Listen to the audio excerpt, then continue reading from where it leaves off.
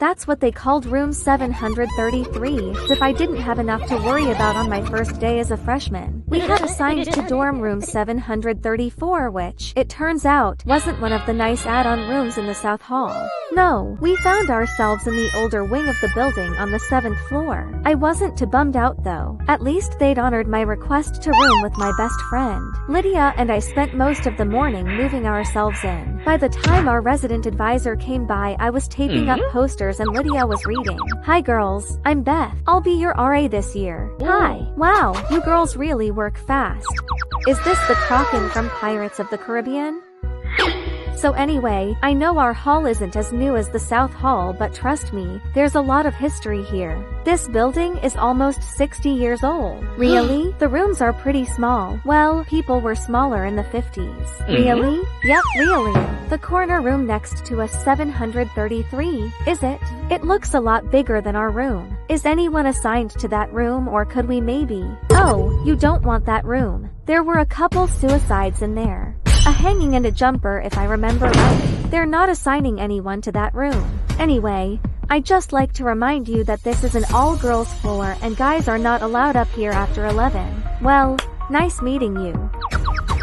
I hate her. Did you hear that bomb she fucking dropped? I'm going to call her dumb shit Beth. Lydia, seriously. Suicides? Oh, Becca, relax. Every college campus has a few suicides. Yeah. But in the same room. Really, who cares? It's not our room. Yeah, I guess. Can you imagine climbing out of that tiny window and jumping? You'd be alive for at least 5 seconds before you hit the ground. Oh, fuck, Becca. Can you not? You know I fucking hate heights, and just talking about that shit is raising my blood pressure. We could always move into the suicide room. That one has a window on each wall. Fuck you. Okay, but seriously, think about it. It would take a lot of commitment to squeeze out of that tiny window. Yeah, well, remember, people were apparently smaller back then. Since Lydia was an outgoing and friendly person, we made friends at lightning speed.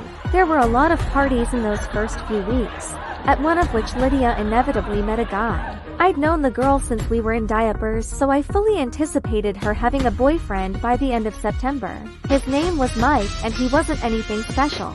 Just your standard frat pledge douche canoe. After about a month on campus, the novelty of college started wearing off. Lydia and I found our stride, and we spent more weekends studying than drinking. Midterms were coming up in a couple weeks, and I was determined to maintain a 4.0 GPA throughout my freshman year. One night in early October, I was woken up by a loud, grinding sound. I sat up in bed and strained to hear it again. Lydia was also wide awake and listening.